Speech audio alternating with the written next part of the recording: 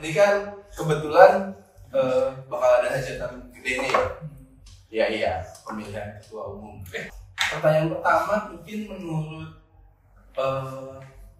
Mas Riko nih, relevansinya ya sekarang buat para arsitek maupun nggak cuma arsitek itu yang ber-STMH ya. Itu maksudnya buat anggotanya, buat calon anggota, buat lulusan sarjana arsitektur maupun mahasiswa gitu. Maksudnya apa sih relevansinya? Ya itu tetap ada. Kenapa enggak? Ya udah deh bubarin aja. Gitu kayak kerja gitu. Kalau dapat proyek itu apakah bersinggungan gitu? Apa ada pengaruhnya berada di kayak gitu? Iya. Kenapa kita harus berkumpul kan? Kenapa kita harus berkumpul? Kenapa kita harus kumpul terus kemudian ada yang jadi penting kan sebenarnya masalah. Ya buat gue gini. Ini kan politik profesi. Politik? Wow. Politik. Oke. Politik profesi. Gini. Gue ngutip beberapa ya. Justru yang pertama kali mendengar ucapan itu justru Pak Danes Solo. Arsitek itu harus berpolitik. Terus siapa lagi yang ngomongin itu? Eisenman bilang architecture is political act. Ya itu kan kutipan. Tapi kalau Pak Danes belum mengucapkan beberapa kali. Maka sebenarnya kita sedang berpolitik dengan arsitektur. Politik kita bukan politik yang kelam, bukan partai. Kalau walau ada arsitek yang jadi anggota dewan, wali kota, gubernur, tapi kan ada juga arsitek jadi presiden dong. Oh iya, sudah pernah. Maka justru itu kan terlihat kan ketika politik pengaturan arsitektur dalam politik itu mengarah kemana? Hari ini kurang lebih sama. Ketika arsitektur dijadikan alat politik, IKN misalnya, itu kan politik juga. Undang-undang arsitek itu politik. Nah tapi saya mungkin nggak mengarah ke situ. Kita akan ngomongin bahwa arsitek itu harus berpolitik. Bahkan kita berpolitik dengan karya kita. Wacana yang diucapkan dalam karya kan politik. Maka Eisenman bilang tadi architecture is political act. Kenapa kita harus berkumpul? Karena kaitan itu. Kan nggak mungkin berpolitik. Politik kan sebenarnya sendiri. Politik kan sebenarnya saling meyakinkan dan mempengaruhi. Makanya kita perlu berkumpul. Nah, relevansinya buat teman-teman yang misalnya baru, kenapa sih? Misalnya gini, kalau saya baru lulus, buat apa sih masuk anggota IAI? Nah, buat apa jadi? Sebenarnya kalau nggak jadi anggota, bisa nggak sih? Bisa. Dapat proyek juga kan? Dapat juga. Legally bisa. Dan misalnya nggak ada kewajiban menjadi anggota IAI. Tapi yang ada kewajiban register. Register maksudnya punya SRA. Kalau dia menyebut dirinya arsitek. Nah, yang jadi hal adalah yang nggak sering, yang sering kalau misalnya baru lulus, kenapa harus jadi anggota IAI? Atau nggak harus lulus deh. Semua arsitek harus jadi anggota IAI? Mungkin nggak juga. Tapi gini, ketika dia menetapkan satu tarif honor dia kepada klien, sebenarnya basisnya apa sih? Peraturan atau negosiasi? Oke, peraturan negosiasi based on apa? Based on fame kan berarti udah ada sesuatu yang dibangun di masyarakat. Iya. Oh ya udah, sekian rupiah, 100 rupiah ya, hitungnya per meter persegi. Angka itu kan nggak datang, tiba-tiba datang. Bukankah itu hasil dari perjuangan dan dalam titik politik kita? Meyakinkan, ini kita butuh penghargaan ya atas karya. Honorarium kan, basisnya itu kan honorarium. Ini penghargaan terhadap karya. Ada yang mungkin dia bisa diartikan rupiah, ada yang enggak. Nah itu kan disuarakan bersama-sama kan, dan bisa disuarakan Mas Anda sendiri misalnya. Jadi efeknya kerasa ketika kita berurusan dengan pihak lain, terutama dan sering perintah, kontraktor, klien, dengan semuanya. Nah dalam kaitan itu ada kalanya kan ini kayak udara kan, kita tarik nafas udara, kita nggak ngerasa, take it for granted. Tapi ketika kita beneran butuh udara, bahwa beneran butuh oksigen ya, itu hal yang terjadi di kenapa kita sulit. Tapi sejauh ini, apakah itu sudah terlaksana? Sudah. Pertanyaannya mungkin kalau boleh saya rephrase pertanyaannya, saya perasakan ulang, apakah sudah terlaksana? Sudah. Apakah semuanya sudah tercapai? Belum. Gitu. Karena kalau belum, maka selesai urusan kita dong. Nggak butuh daya ini. Ternyata kan tantangan kita ke depan kan makin banyak kan. Makanya kita butuh. Itu membuat kita tetap butuh bersaing. Soalnya ada pertanyaan gini. Iya ini terkesan dalam banyak ininya ya, dalam banyak sikapnya itu memang memikirkan organisasinya, kepentingan organisasinya, tentang kewenangan, tentang sertifikasi, iuran. Tapi permasalahan yang ada di anggota seringkali tidak terjembatani, tidak terbahas atau tidak. Misalnya beberapa arsitek misalnya itu punya masalah terkait jam kerja, lembur, kontrak yang tidak jelas, upah yang minim.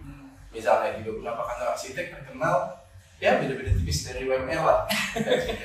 Lalu peran BIA itu kan dipertanyakan, kok kesejahteraan arsitek sebagai profesi gitu ya, itu kok tidak bagus-bagus amat di Indonesia dibandingkan misalnya kalau kamu lulusan dari disiplin ilmu yang lain. Itu kan artinya sebagai profesi kita belum dihargai bahkan oleh sesama arsiteknya sendiri. Yeah. Yang mana mungkin kebanyakan anggota IAI. Yeah. Nah, ini pertanyaannya seru nih. Berarti kan ada dua hal kalau saya pecah. Hal pertama adalah masalah penghargaan kita di masyarakat. Yang kemudian juga hal kedua adalah bagaimana kita menghargai sejawat. Gitu. Penghargaan kita di masyarakat itu masih isu. Makanya harusnya IAI membicarakan promosi mengenai praktik arsitek. Promosi ini bukan berarti masalah kita iklan-iklankan ya, gitu. Tapi bagaimana promote kan berarti kan menaikkan dan memasyarakatkan apa itu arsitektur. Minimal apa itu arsitek aja definisinya masyarakat umum kadang rancu ya. Dianggapnya tukang gambar, dianggapnya tukang gambar, atau dianggapnya apa lagi? Ada banyak kan? Dianggap kalau ada yang bilang tukang gambar, tapi kalau kemudian kalau sekarang bersaing, kalau tukang gambar, terus apa bedanya sama pematung gitu misalnya hal itu. Isu arsitek kecil mah belum ada pematung misalnya. Itu dia kan? Boleh. Ya terus ya itu ya berarti ya.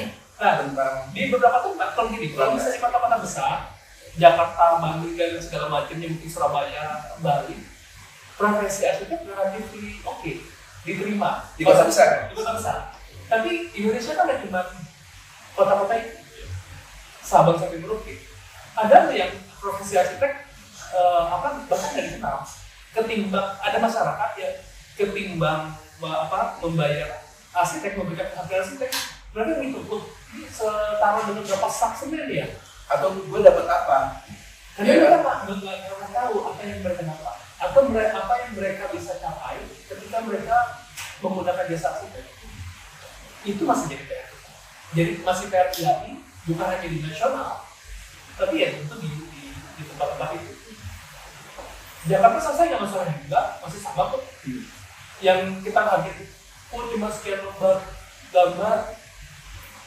Ya, atau warga kota, di mana peran arsitek? Nah itu. Nah tapi kan itu satu hal ya, jadi masalah penghargaan arsitek di masyarakat. Jadi promosi juga salah satu yang akan kita dorong. Promosi dalam kaitan sebenarnya bagaimana kita lihat ini loh pentingnya peran arsitek ketika kita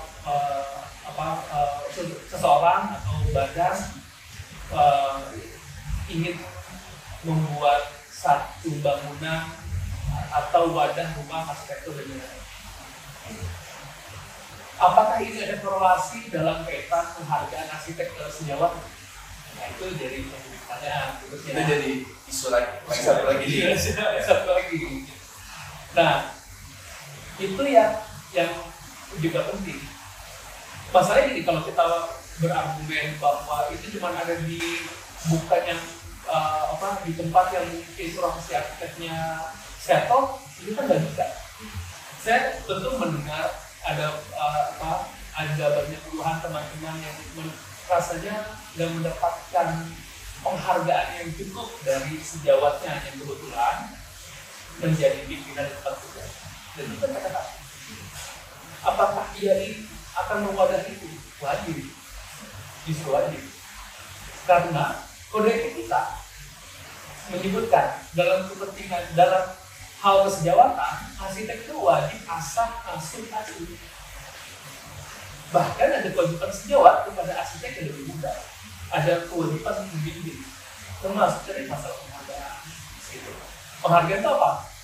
Ya honorarium berarti masalah apa yang didapat secara TKP-nya misalnya.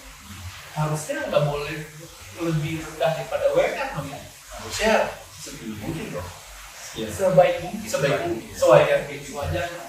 Supaya minimal si orang pegawainya ini bisa hidup dengan baik, dengan layak, kualitasnya betul. Dan itu kan harusnya refleksi turunan ya. Bagaimana kita berharap kita dihargai kalau kita nggak bisa menghargai sejawat yang lain, termasuk yang membantu kita di kantor. Termasuk waktu kerja sebenarnya wajar. Lembur. Ini istilah yang apa ya, momok yang kalau kerja apalagi junior arsitek itu kan sekarang lagi ramai ya tentang adanya sistem apa? Ada kejadian bullying, ada tekanan pressure sosial gitu terkait yang junior harus mengerjakan hal lebih banyak misalnya, ya. Sehingga lembur itu kayak menjadi tradisi gitu. Kalau kerja di kantor arsitek, lembur itu dari karena malam. Jadi karena balik pertanyaan, sejauh mana peran IAI bisa bertindak dalam isu ini, menjamin bahwa hak pekerja itu minimal terlindungi dan mereka itu punya saluran kalau terjadi atau tempat pengaduan semacam itu. Apakah IAI bisa mengambil peran untuk menekan misalnya supaya kejadian seperti ini tidak terjadi? Mungkin bahasanya bukan pada tekan, bukan pada pressure-nya, tapi seharusnya ini menjadi panduan gini. Kalau itu yang menjadi penting adalah kita harus membuat panduan lingkungan kerja yang sehat. Termasuk tadi ya, bagaimana kesepakatan itu dilakukan pada posisi yang setara, bukan masalah superior subordinan akan saling bawahan. Kesepakatan aja nih. Nah, harusnya kesepakatan itu bukan karena juga didasari atas kalau saya melakukan ini maka saya mendapatkan reward. Reward itu kan jadi bukti kan sebenarnya. Ini kan masalah kemudian bagaimana kita bisa menjaga kesejawatan dan lain-lain. Tanpa itu apakah bisa? Kalau seandainya dia merasa terancam putus kerjanya, itu yang kaitannya ini apakah IAI bisa menjadi rumah bersama? Seharusnya bukan. Semua pihak yang sebenarnya terkait dengan profesi. Semua pihak. Yes. IAI harusnya gitu. IAI harus bisa menjadi karena hubungan kesejawatan termasuk pegawai sama atasannya termasuk yang itu adalah masalah IAI. Jadi apabila ada masalah itu, IAI selalu bisa menjadi tempat mediator. Walaupun selama ini kasus itu kan belum banyak mengemuka ya. Banyak tapi yang di bawah banyak. Betul. Tapi gosip. Itu gibah. Kalau digibah itu aja. Wah aku lemburnya parah, aku sampai sakit, aku darah kotor. ijazah disimpan di ijazah disimpan. Itu pelanggaran. Menurut saya malah bisa pidana. Oh. Menurut saya malah bisa pidana. Karena atas dasar apa kita menahan properti dalam milik orang lain. Saya tidak Boleh, nggak boleh. Nah, maka dari itu praktek selanjutnya apakah ia ada mengadakan gempa pengaturan yang kemudian ada tindak lanjutnya terhadap firma tersebut, langkah konkretnya yang masalah. Konkretnya gini, kalau sekarang bisnis yang sudah berjalan, cara memperlakukannya ada dua metode. Dahulu selalu di ranahnya basis kehormatan. Jadi basisnya pengaduan. Itu basisnya pengaduan walaupun bisa di-script ya, bisa disembunyikan anonim gitu. Tapi anonim kalau gini, kita tidak akan membuka siapa yang mengadukan. Walaupun kalau anak kantor gua nih, itu susah juga ya. Itu memang kita jadi kayaknya perlu dipikirkan caranya. Tapi majelis kehormatan selalu menjadi rumah begitu. Sebenarnya ada hal yang lain, yaitu kita membentuk badan advokasi. Nah, badan advokasi itu kan biasanya terkait sama perselisihan antara kita dengan klien, pihak lain. Dan ini kontrak kerja yang ditepati, kontrak kerja yang ditepati. Tapi jangan-jangan malah kita punya standar tertentu ya hari ini. Bisa jadi. Itu jadi masalah. Iya. Jadi dispute itu yang dalam pengamatan saya yang sering terjadi karena kontraknya nggak jelas dan karena juga kita nggak membuat panduan kontrak kerja. Jadi itu yang harus terjadi. Nah, jangan-jangan juga kita membuat panduan. Kalau misalnya saya kerja sama Mas Andes, kan berarti Mas saya kontrak dong. Ini disepakati di dalam kontrak. Jadi apabila saya bekerja dan ada overtime, itu berdasarkan kesepakatan itu. Oke. Kalau dengan demikian, buku merah sudah dikiai masih sama. Atau sudah perlu dirumuskan? Perlu Pengutaikan dan praktek langsung. Soal itu hanya tertulis dalam buku, sedangkan dalam praktek di lapangan sama sekali tidak dilakukan. Nah, ini menarik sebenarnya. Dengan demikian, buku panduannya kalau dimutahikan, mungkin tidak seluruhnya kita akan membuat ulang. Kayak misalnya buku kode etik gitu ya. Kalau tadi sebenarnya buku hubungan kerja, itu kode etik untuk karakteran. Karena tantangan kita ke depan akan menjadi berbeda. Nah, apabila dimutahikan, sebenarnya tidak perlu buku kode etik yang lebih rinci, karena masalah baru itu bisa jadi case yang berbeda. Jangan-jangan yang kita butuhkan adalah buku contoh case, contoh kasus. Oke, panduan. Teorinya. Akan dilihat sebagai itu kan jadi cermin kan. Misalnya saya mencontek karyanya Mas Andes, Ya. dan ternyata Mas Andes sangat terinspirasi sama lukisannya Mas Toat. Dan itu gimana case? Ini sebenarnya ada terjadi. Kalau dalam musik kan ada batasnya jelas. Ada batas berapa ada sama. Kalau dalam desain itu lebih Nah, di situ kita butuh case. Kalau kita bilang kan plagiasi itu udah di ranah apapun tidak big no gitu. Tapi pada kasusnya kan kalau misalnya musik apa gelar, kode arsitektur, Segala investigasi itu bisa jadi plagiasi. jangan-jangan itu sebenarnya kejadian. Saya nggak bisa nyebut ini ya, tapi mungkin di diskusi yang lain itu kejadian di beberapa kasus. Ada satu bangunan menyerupai bangunan yang sebelumnya. Bangunan sebelumnya sebenarnya dia sangat terinspirasi, saya sebut sebagai sangat terinspirasi dengan satu lukisan atau satu instalasi. Nah, ini case gimana? kalau saya cenderung ini ya dipublikasiin aja biar netizen ini mirip di dua nih. Nah, hari ini katakan beda kan? Iya. Nih, nggak contoh nih. Kalau kita ngomongin AI, Sambutannya beda. kalau kita tadi agak diberatin. Iya. Kalau kita ngomongin AI itu kan basisnya collecting data. Jadi kalau misalnya gini, bikin saya arsitektur lukis, di data big data di belakang itu mereka udah punya kumpulan bentuk yang tropical.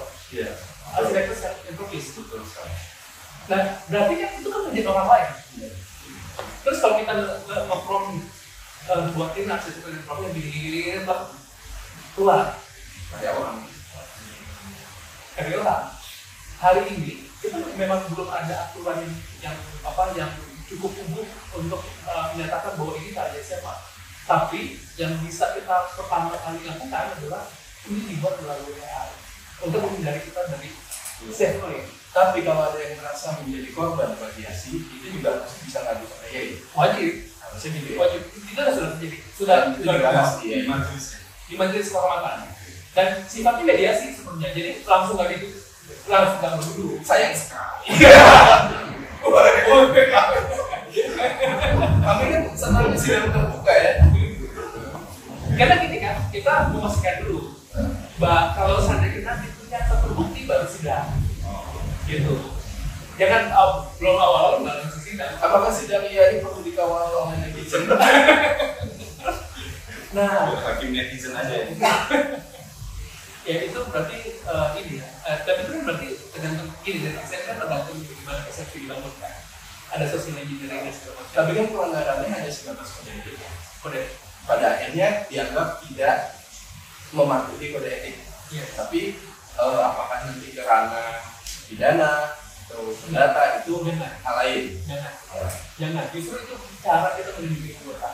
Nah, karena kalau itu kan jadi sebenarnya jadi hukum badan. Kalau pidana hukum badan. Kalau perdata mungkin bukan hukum badan ya, gitu, tapi bisa bentuk yang lain, denda dan segala macam. Nah, tapi kalau kode etik yang bisa diambil itu misalnya izin prakteknya. Iya. Pencabutan izin praktek. SRA bisa dicabut. apabila denda. Tapi apakah itu bisa menjadi efek juga? Harusnya. Karena kan dalam misalnya dalam satu firma yang punya STR kan nggak satu orang. Nah, Dia as an owner masih punya kebutuhan itu. Dia bisa pakai orang lain, bisa jalan terus. Mereka nggak punya STR aja banget. itu yang kayaknya perlu kita beresin. Salah diantaranya. Gini, ngambil contoh Singapura. Singapura itu firma arsitek 51% wajib dimiliki oleh arsitek. Oke. Sahamnya. Pokoknya majority itu owned by arsitek yang berpraktek. Prinsipal arsitek. Yes, dan itu dia register di Indonesia belum. Semua orang bisa bikin perseroan kita atau perseroan kita, semua orang boleh bikin perseroan. Walaupun itu di luar bidang keahlian dia. Jadi kalau misalnya saya bukan arsitek bikin PT, boleh nggak? Boleh banget. PT-nya bergerak di arsitek boleh nggak? Boleh banget. Bahwa kemudian saya bukan arsitek nggak apa-apa, nanti saya hire aja orang yang ini. Itu menjadi masalah. Itu udah kejadian. Banyak. Proyek nasional. Mana Jadi penasaran. Kan mau nyala nih mas ya. Saya yakin percaya tiap orang itu punya momentum untuk dia memutuskan apapun ya, baik dalam skala kecil maupun besar. Dan menurut saya ini calon ketuanya itu skalanya untuk hal yang besar, bukan besar. Kira-kira momentum apa sih yang menjadi trigger seorang Mas Ariful ini tuh pengen maju gitu? Mungkin ada eksternal atau mungkin secara internal, panggilan jiwa mimpi Ilham gitu ya. atau cita-cita dari kecil atau kita untuk protes. nah jangan Kayak ini gue gak puas nih. ya bisa jadi tuh Gue aja deh jadi pak. Misalnya. bisa jadi tuh gimana Mas Ariful? Itu harusnya nggak diucapkan. Betul kan? Maksudnya gue nggak mungkin gue aja nih jadi mungkin, tapi sebenarnya nggak perlu diucap, itu jadi tindakan orang bisa dibantu juga. Oke. Saya jadi anggota tahun 2005, jadi hampir 20 tahun. Ini 20 tahun. 19 kan? Iya, 2005 saya baru masuk kuliah. Gue anggota 2005, 2006 jadi pengurus zamannya Mas Yara. Waktu baru lulus sebenarnya udah berpikir karena saya akan jadi arsitek, maka saya pasti akan bergabung ke IAI sebagai organisasi profesi. Nah, itu dia kayak konsekuensi logis saja. Nggak pernah berpikir akan jadi ketua sih. Tapi terus kemudian memang terlibat di pengurusan dari tahun 2006 hingga 2021 gitu. 2006 pengurus Jakarta, sempat ikut di nasional zamannya Pak Endi 2008-2017, lalu di Jakarta 2012 sampai 2018, nasional 2018-2021. 3 tahun ini nggak apa-apa, jadi pakai data. Catat ya. Sekian tahun maksudnya nggak menjadi pengambil keputusan. Nggak jadi pengurus ya. Anggota biasa, walaupun mungkin terlibat di beberapa kelompok kerja. Bayar iuran. Bayar. Itu makanya bisa nyalon. Itu makanya bisa nyalon. Tapi walaupun kayaknya kalah sama Mas Toat ya. Mas Toat udah lunas iuran sampai 2028. Sampai ya. Jadi gue nggak bisa jawab mau udah bayar iuran karena belum. Niat saya memperkaya ya. Oh iya. Wah ini contoh apa ada. Oke. Ini jadi mau tua. Sebenarnya, nah memang 3 tahun ini sebenarnya saya nggak pernah awalnya memang tidak terlalu berambisi untuk maju ketua. Tapi kita lihat ada beberapa hal yang sebenarnya fundamental hari ini tuh belum ada kesediaan. Padahal itu penting untuk praktik kita. Bukan hanya kita, ya. Jadi termasuk fundamental untuk teman-teman yang baru yang akan memulai karirnya sebetulnya. Yang mau jadi arsitek, fundamentalnya itu belum terbangun secara baik. Memang ada beberapa batu yang kita siapkan di kepengurusan sebelum-sebelumnya. Nah ada arah yang mungkin saya lihat kok nggak begitu ada di relnya ya. Mulai kritik. Misalnya saya ngambil contoh nih. Nah kan mungkin kita punya IAI nasional yang kuat, kalau kita nggak punya IAI provinsi yang kuat, nggak punya IAI wilayah yang kuat. Tapi justru masalah ini menjadi terkendala apabila kebijakan IAI itu mengelola sekian banyak hal itu besar. Kita tuh nggak bisa ngebangun. Harusnya kan ada sistem yang ada dong pendistribusian sehingga jelas tupoksinya jelas. Dengan demikian kan jadi kewenangan pusat. Betul. Termasuk kemudian provinsi punya berdaya dalam kaitan itu. Nah, saya beberapa kali mengkritik kebijakan pengelolaan program pendidikan yang susah. Apakah nggak bisa dilakukan di daerah? Pasti bisa. Bahkan kebijakan itu kita buat di nasional, tapi kita bisa melihat pelaksananya bisa oleh provinsi. Itu yang sebenarnya kami lakukan ketika di keputusan 2018-2021. Itu nggak nanti. Setidaknya dalam penilaian saya ada beberapa hal yang nggak lanjut ke dulu. Nah, termasuk misalnya gini, kalau dulu kebijakannya ya, kalau ada sayembaranya ada di lokasinya di provinsi tertentu, maka diselenggarakan bersama. Iya, bersama-sama. Atau kalau pada skala tertentu, udahlah di provinsi aja, nggak perlu ya nasional yang kelola. Nah, nasional bisa saya nilai IKN ya. Jadi itu bisa dua. Nah, Mas, tadi kan beberapa hal yang kemudian jadi trigger ya selama saya nggak ikut di kepengurusan. Terus kenapa harus seorang Ariko yang bisa mengembalikan atau seenggaknya membuat PKI kembali ke realnya semestinya kalau Mas Ariko bilang tadi Kenapa menjadi ketua? Betul, dari sampai 2021. Kenapa?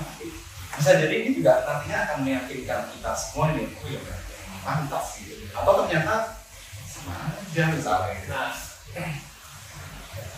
pertama sebenarnya justru bukan mengenai itu ya, tapi mengenai kita bersama-sama. Komunitas ya. Komunitas. Ini kita mengenai kita bersama-sama.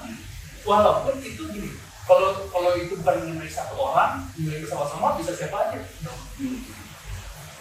Tapi ternyata kan harus ada yang dijadikan alasan. Jadi nggak akan mungkin tuh yang bersama-sama itu kalau kemudian dia tidak dikasih ada kata serta di tengah. Nah sebenarnya ketua memiliki peran itu, termasuk ada pada kala tertentu apabila dia punya pandangan mengenai masa depan, maka ini menjadi bahasan yang bersama-sama.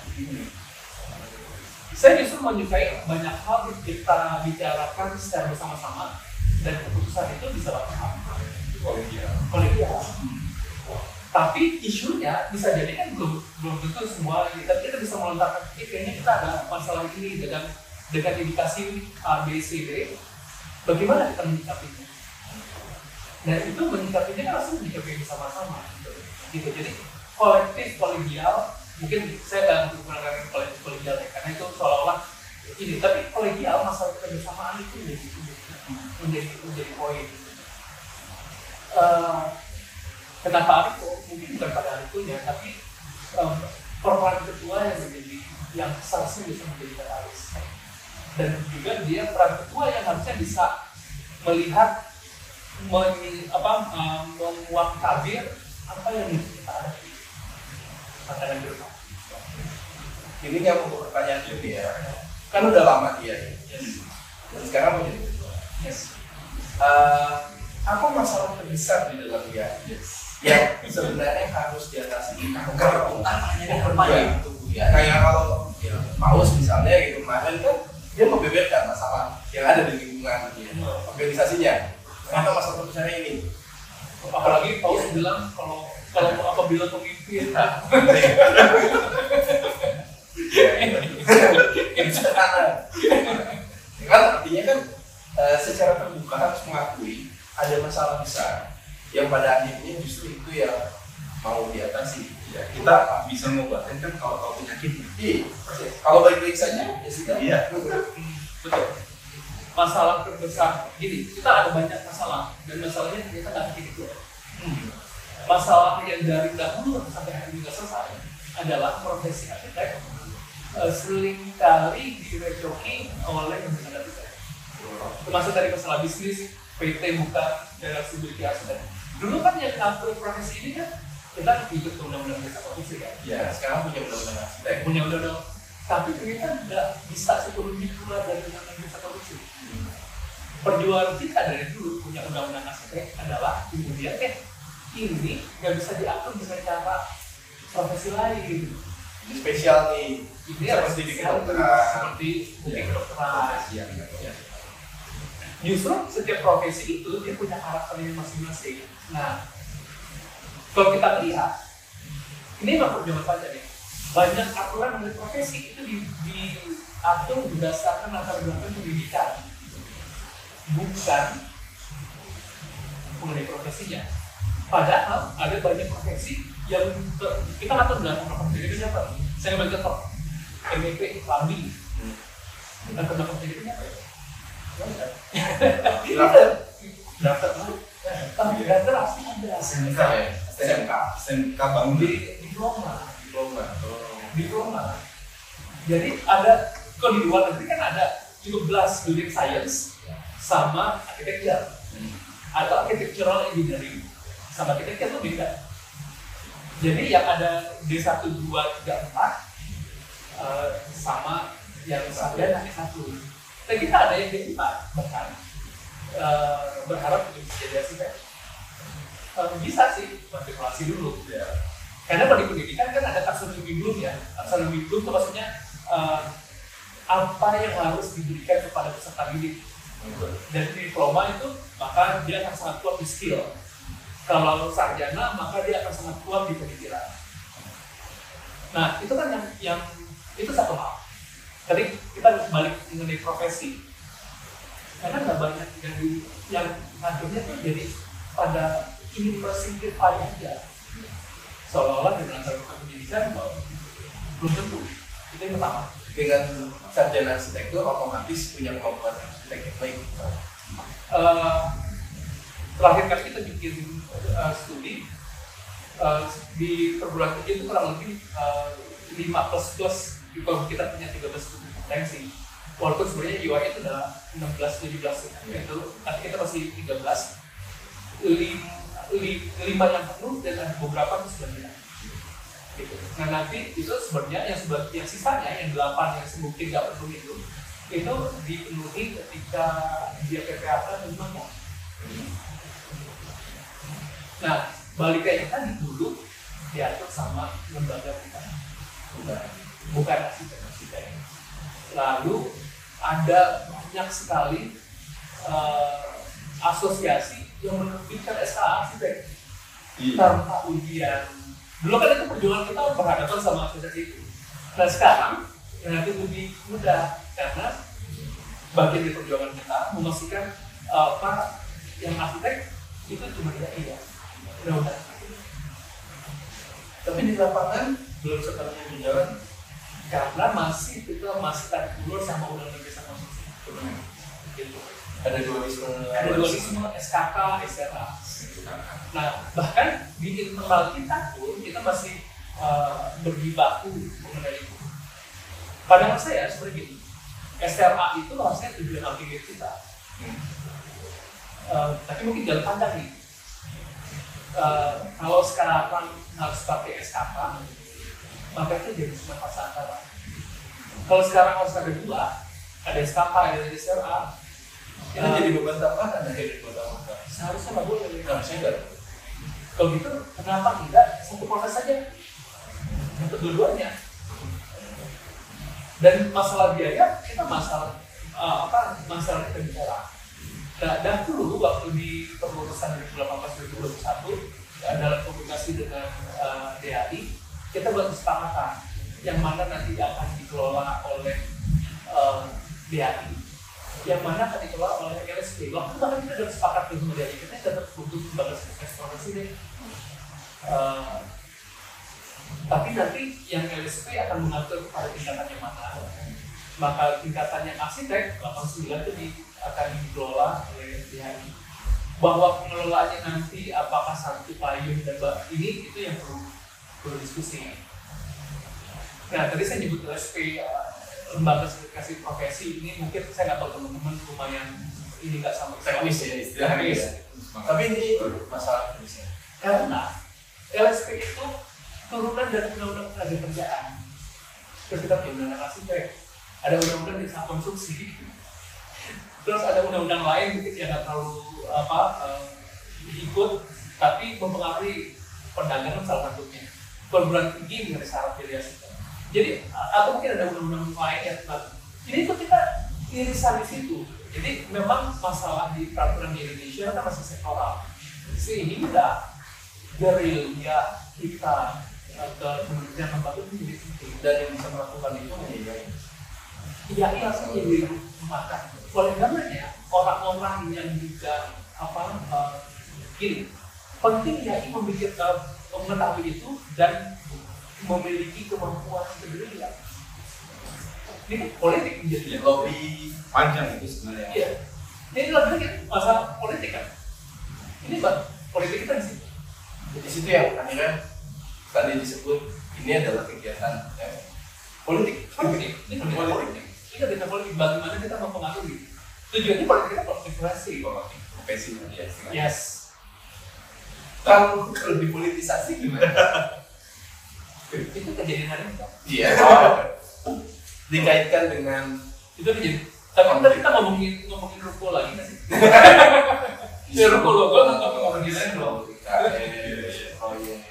Banyak lah. Nah, dahulu ini kalau kita geser ke IKN ya, bagian dari politik kita Kan sikapnya jelas dulu sikapnya jelas. Ini itu bagian dari politik kita. Ketika muncul gambar-gambar IKN, kok nggak ada keterlibatan publik ya? Maka IAI yang pertama nanyain Bapak Ibu, kenapa ini jadi termasuk kemudian kita gerilya. Sampai kemudian sayembara itu kan sebenarnya salah satu mekanisme, mekanisme memastikan ada keterlibatan publik dalam penentuan kebijakan. Tapi pemenang sayembaranya berapa nih?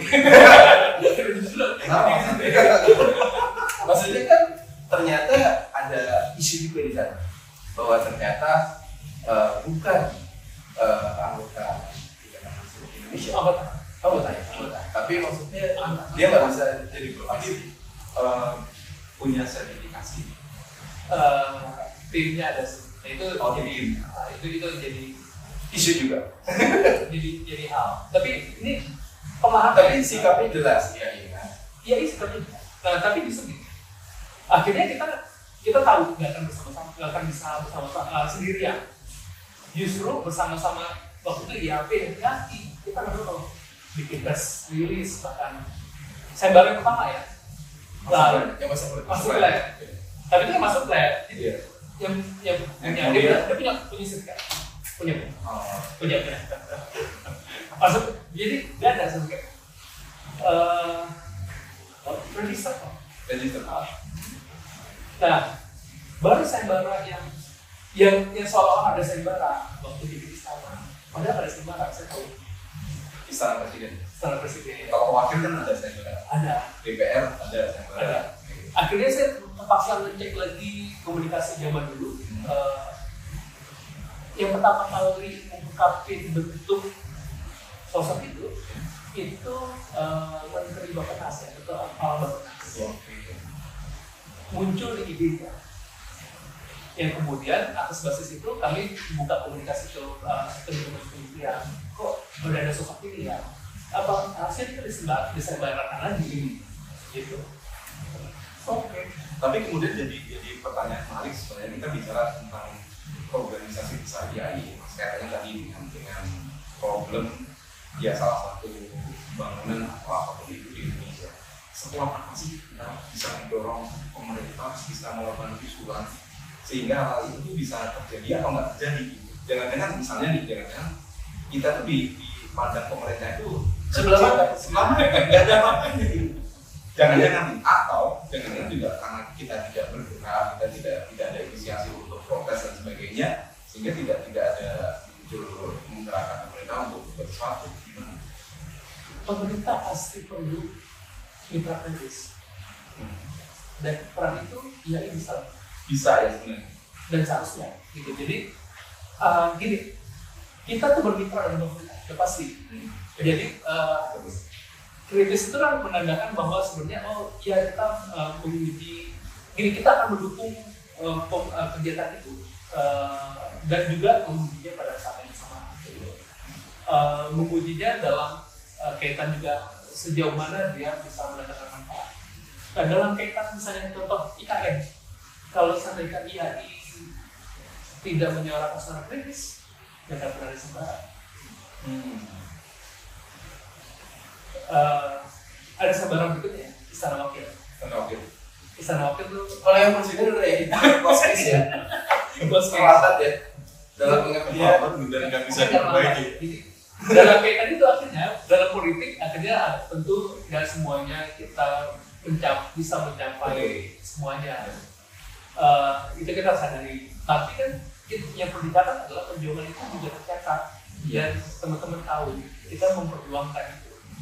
Kalaupun hari ini belum kejadian, harusnya kalau karena dia menjadi catatan kita harapkan kemudian hari itu lebih baik.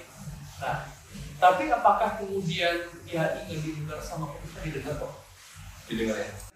Bicara tentang perjuangan itu dalam arti gitu ya, itu tuh perjuangan di IAI. Ya, saya sekali lagi saya ingin menanya lebih ke personal sebenarnya.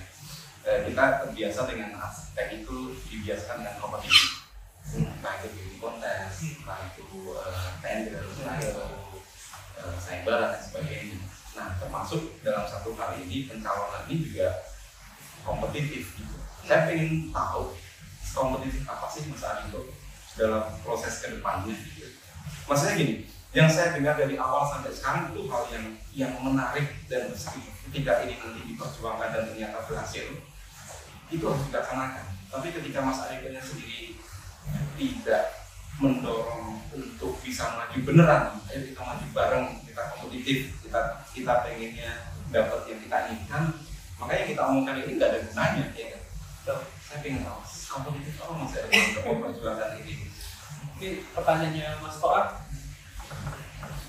penting, tapi saya harus cari cara menjawabnya benar. Karena Bapak kan jadi set claim kan? Iya. Saya nggak mau ini jadi set claim. Betul. Tapi Ya ini harus disampaikan karena itu menjadi poin perjuangan kita. Yang pertama, gini, kalau kita tadi masalah kolegial, masalah kita bersama-sama, itu hanya memungkinkan ketika ada yang buka pintu. Itu yang pertama. Jadi harus ada juga yang bisa bisa menyerap banyak pikiran. Saya berpandangan banyak pikiran itu kumpulan dari bawah. Pikiran-pikiran itu menjadi jauh lebih baik ketimbang cuma satu orang. Jadi makanya saya mendengar itu dari Aliko Sokandiri ya, karena dia nggak akan bisa ngapa-ngapain tanpa pikiran yang banyak yang bagus ini. Tapi pikiran banyak yang bagus yang bertebaran di mana-mana ini juga ada kalanya nggak bisa memuncak apabila kemudian salurannya tersumbat. Gitu. Nah, ini yang mungkin saya tawarkan ke teman-teman. Jadi kalau apabila amanah itu datang ke kita, serius kamu menyebutnya kita, karena ini masalah kita bersama-sama, maka yuk kita akan benahi ini sama-sama. Dan kita akan beradu pikiran sebenarnya. Beradu pikiran itu harus kritis, justru. Dengan demikian nggak boleh saya anti terhadap kritik, karena itu jadi membuat saya menyumbat saluran untuk mempunyai pikiran-pikiran itu, bahwa yang akan kita lakukan adalah hasil pikiran yang baik dan itu ada kemana-mana. Gimana caranya? Mas Aliko bisa dapetin itu semua pikiran yang banyak yang mungkin ada di pihak-pihak yang selama ini sulit untuk bersuara, dikumpulkannya itu gimana? Gimana caranya itu untuk bisa ditangkap atau dia menjadi diwakili suaranya? Kalau diwakili berarti ada kesempatan. Jadi caranya gimana? Pertama, maka forum dialog itu menjadi lebih banyak. Dialog itu termasuk kemudian bagaimana kita mendiskusikan arsitektur. Siapa yang diajak dialog? Semua, bukan hanya kita. Karena ketika kita bicarakan arsitektur, kita bicarakan semua nggak sih? Disiplin kita tuh membicarakan mengenai banyak hal semua nggak sih? Yang jadi masalah adalah seringkali arsitek legal, seolah-olah mengetahui semuanya, melihat dari atas, udah ini baru begini. Menurut arsiteknya.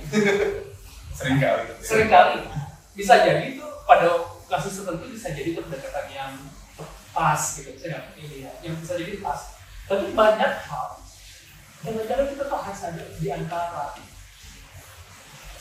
duduk sejajar, diskusi, mencatat dan segala macam menjadi penting. Nah, dengan membuat sekian banyak forum diskusi di banyak tempat, nggak cuma di Jakarta Pusat, itu membuat arsitektur itu dikenal oleh banyak orang dan orang banyak untuk membicarakan tentang arsitektur. Itu jangan sebagai promosi kan, tapi juga bagaimana kita menarik apa yang menjadi penting dan bagaimana arsitektur di sini diatur. Saya lihat itu misalnya. Misalnya ngomong ini kalau teknis bangunan deh, misalnya. Kalau kita cuma ansih mengenai aturan, saya ngomong ini, ansih mengenai aturan. Pernah nggak kita kritis aturan mengenai GSB? Ini nggak ngomongin arsitektur ya? Nggak ngomongin arsitektur, tapi ngomongin arsitektur. Regulasi. Pernah nggak kita secara kritis melihat GSB? Atau tiba-tiba dapat KNK yang udah kayak gitu aja. Maksudnya apa? Aturannya dari mana? Enggak terlibat. Padahal jangan-jangan kita butuh kritiknya, jangan-jangan ya pada tempat tertentu GSB itu sebaiknya dibiarkan, tapi dikecilin karena kita butuh arsitektur yang bisa disentuh. Ada interface sehingga ada rasa aman pada ruang publiknya, sehingga nggak ada jarak antara arsitektur sama ruangnya. Sekarang kan ada jarak, jadinya apa? Parkiran. Atau desain menjadi sangat seragam karena basisnya aturan misalnya yang berlaku, akhirnya semua desain menjadi sangat generik. Misalnya social housing rusun sudah ada perkembangan kreatif termasuk kemudian bagaimana kita cara pandang kita melihat isu tanah. Saya nggak ngomongin politik tanahnya ya, tapi melihat bagaimana kita hidup. Boleh nggak kita lihat teman-teman suku Badak kalau pakai aturan di mana kita boleh membangun arsitektur, mereka ilegal. Padahal mereka udah ada sebelum Republik ini ada. Nah, dengan demikian kan sebenarnya kita butuh keseragaman bisa jadi bukan cara. Saya justru jalannya gini, kalau sesuatu hal nggak bisa kita lakukan dengan satu cara yang ini aja, jangan-jangan kita boleh memungkinkan ada model-model yang berbeda yang hanya akan diletakkan apabila tempat dan setting sesuai. Contoh si Bajo itu, karena kalau Bajo itu pakai aturan regulasi sekarang ilegal loh. Ya. Jauh-jauh ke Bajo, kalau ke kota satu sih ilegal banyak.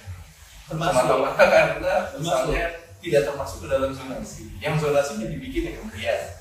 Termasuk, misalnya gini, boleh kan di Kalimantan, gimana kita lihat pemukiman, kekayaan pemukiman di sungai, terus kita lihat lagi aturan sepadan sungai.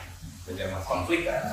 Konflik, seolah-olah nggak boleh. Padahal mereka hidupnya memang dari air. Nah, ini kan masalah cara pandang, dari cara pandang yang memang hidup dalam budaya di daratan dengan budaya di perairan itu jadi berbeda. Dengan demikian harusnya ngomongin aturan juga harusnya nggak bisa disamaratakan. Dan yang ingin saya sampaikan dalam kaitannya ini, orang itu akan sama. Kita tuh punya keragaman. Kenapa keragaman itu harus jadi seragam? Dan kalau memang satu model nggak bisa dipaksa, gini, kalau misalnya satu model nggak bisa dilakukan untuk semuanya, kenapa harus dipaksain? Kalau itu diterapkan pada definisi profesi gimana? Apakah arsitek ujungnya juga harus seragam? Jangan-jangan ada banyak bentuk profesi arsitek itu. Justru itu yang bagian yang harus kita perjuangkan. Apakah gini? Saya mempercayai ada banyak cara kita berarsitektur. Ada yang kemudian misalnya mendekatinya dengan tipologis gitu ya. Ada karena tipe bangunan tertentu atau pada bangunan bentuk atau karena dikatakan karena pendekatan teknologis gitu. Klasifikasi arsitek kan sekarang masih pada skala ya, mudah, media, utama itu pada skala project. Jangan-jangan apakah ada cara lain ya profesi arsitek tidak dalam? Sebenarnya kalau kita nggak undang-undang arsitek udah nggak ada strata itu, udah nggak ada. Cuma sekarang masuk transisi, makanya ada media dan utama. Udah kita kurangin. Tadi kan 3 kan? Ya. Nanti ke depan ini hilang. Cuma arsitek aja. Maka kita akan beradu gagasan. Nah, tapi yang kembali yang ingin saya sampaikan, pendekatan kan ada teman-teman yang berarsitektur dengan pendekatan partisipatoris. Arsitek komunitas, misalnya arsitek komunitas. Yang selama ini mungkin merasa tidak diakui sebagai bagian dari arsitek. Padahal itu salah satu cara kita mendekati arsitek nggak sih? Kalau pertanyaannya tadi ya, maksudnya kenapa sih masyarakat umum tidak familiar dengan profesi arsitek? Karena memang ada jaraknya dengan arsitek dianggap hanya melayani segmen kelas ekonomi tertentu. Padahal kita ngomongin ini dan itu nggak harus ini. Makanya kalau kita lihat umur perhatian Mr. Price deh. Makin kesini proyek sosial. Siapa? Aravena, Francis Gehry. Kalau Agak kan dari dulu memang fokusnya ke isu sosial. Iya. Itu kan jadi poin. Ya itu apakah akan mengarah harusnya. Tapi kan ya lihatnya yang kalau yang dulu gitu. Romo Mangun kan udah dapat ya itu. Tapi kan Romo Mangun udah 80 tahun yang lalu. Ya. Betul. Nah itu yang harusnya yang kita tumbuh kembangkan. Jadi bukan penyeragaman bahwa arsitek itu harus bilang yang ini saja. Ada sekian banyak metode lagi yang sebenarnya pilihan kita berarsitektur. Keragaman itu harus kita tumbuh kembangkan. Nggak harus sebagai selatan kan. Tapi apakah itu akan mendapatkan penolakan dari arsitek yang merasa definisinya menjadi dibuat terlalu luas? Saya berpikir itu bukan penolakan, tapi saya menyebutnya mungkin challenge kritis yang membuat kita sebenarnya terus berkembang melihat definisi arsitek dan arsitektur. Menurut saya malah apa-apa, bagus. Karena kalau tanpa itu kan kita jadi seragam lagi. Justru bajunya jadi hitam semua. Bajunya hitam. Pakai Makanya dia ada putihnya. Mas Riko, ini tadi dikabarin waktu kita nggak banyak, cuman pertanyaan terakhir nih ya. Ini bisa mainstream, tetapi kita butuh tahu. Mungkin sudah dibikinkan di program kerja ada. Sekarang dari kita mau ngapain? Yang konkret buat kami sebagai anggota. Supaya naginya tuh jelas. Iya. Masa nunggu sampai periode berapa? 100 hari. 100 hari. 100 hari. Apa yang bisa dilakukan dalam 100 hari? Kita tahu. Satu periode 3 tahun sebenarnya pendek. Sangat pendek. Sangat pendek. Sebenarnya nanti ada pertanyaan lanjutan biar nggak panjang ya. Itu pertanyaan pertama. Pertanyaan lanjutnya, visi sekarang atau harapan atau mimpi yang ingin jadi kenyataan IAI 3 tahun belakang sama 6 tahun ke depan itu kayak apa? Oke. Jadi dari 100 tadi dulu, kemudian 3 tahun, siapa tahu dari 3 tahun kan jadi lagi nih nanti 6 tahun ke depan akan jadi apa? Makanya jadi panjang nih. Jangan mau tinggal begini. Karena 100 hari itu kan berarti kan 3 bulan. 3 bulan. 3 bulan. 3 bulan itu kita masih akan yang 100 hari itu masih belum bikin proses studi.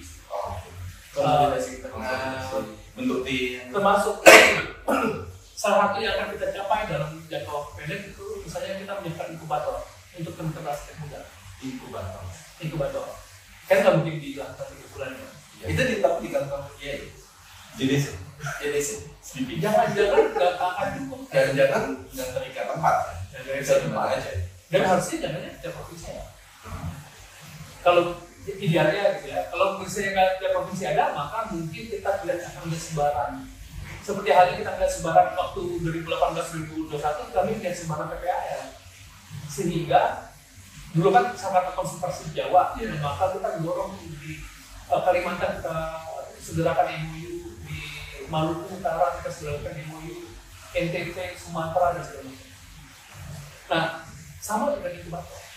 Karena kita semakin seluas itu kan, jadi nggak mungkin di satu tempat. Dan YDC jangan-jangan di ruangan yang kita punya sekarang, yang kita sewa sekarang juga. Oh, saya boleh. Itu sewa murah banget. Sewa murah banget. Sebenarnya YDC itu nggak pengen kita pergi. Oh. Kita lagi ya. Nah, balik ke tadi. Menyiapkan inkubator itu kan jadi hal. Jadi buat kenapa inkubator penting? Karena kita melihat ada sumbatan di magang.